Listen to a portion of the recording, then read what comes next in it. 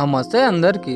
ఈరోజు అయితే మేము ఫస్ట్ రోజు కారంపూడిలో అయితే ఫీల్డ్ స్టార్ట్ చేయబోతున్నాం. ఒకేసారి 4 ఎకరాలు అయితే ఉంది మన బండికి. పొద్దునే మన బండిని అయితే తీసుకొచ్చేసి మెయింటెనెన్స్ అవన్నీ ఆయిల్ గ్రీజు అవన్నీ చూసుకొని తర్వాత అయితే నేనైతే ఇంటికి వెళ్దామని ట్రైన్ లో అయితే నేను మా ఫ్రెండ్ గాడు అయితే బయలుదేరా. అయ్యా బాబోయ్, ట్రైన్ లో రావడం కంటే నడిచి రావడం బెటర్ అనిపించింది. ఎందుకంటే 4 hours నాన్ స్టాప్ మనం నిలబడే రావాల్సి వచ్చింది. చాలా పబ్లిక్ అయితే ఉన్నారు. మేము బస్ లో వచ్చుంటే చాలా బాగుండేదని మా ఫ్రెండ్ గాడు అయితే బాగా తిట్టుకున్నాడు. ఆంధ్ర నుంచి తెలంగాణ రావాలంటే మనం అయితే పిడుగురాళ్లలో ట్రైన్ ఎక్కితే సరిపోతుంది. అది డైరెక్ట్ గా మనకు హైదరాబాద్ సికింద్రాబాద్ లో అయితే మనకు దింపేస్తుంది.